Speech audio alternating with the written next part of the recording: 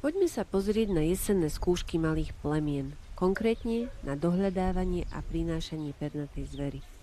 Na túto disciplínu máte časový limit 10 minút. Pes má preukázať, že dokáže nájsť zastrelenú pernatú zver, ktorá po zásahu spadla do vyššieho porastu a poľovník ju nevidí. Pre všetky skúšané psy musí byť použitý rovnaký druh zvery. Rozhodca vyberie vhodné miesto, lúku, zemiačnisko a podobne a hodí zver čo najďalej. Vodič ani pes nesmú vidieť, kam zver dopadla. Na výzvu rozhodcu vodič vypustí psa s povelom k hľadaniu zvery. Pes má miesto rýchlo a ochotne prehľadať, po nájdení zver bez váhania priniesť a v sede odovzdať. Zver musí nájsť a priniesť do 10 minút, inak disciplínu nemožno považovať za splnenú. Rozhodca hodnotí najmä ochotu psa nájsť zver, jej neodkladné uchopenie, priamočiare prinesenie a spoľahlivé odovzdanie.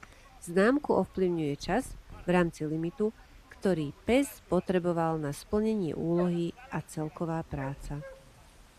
Nuž, a v tomto videu máme krásnu ukážku toho, že kôň pred prekážkou, žena sama doma a pes na skúškach, nikdy neviete, čo vám vyvedú.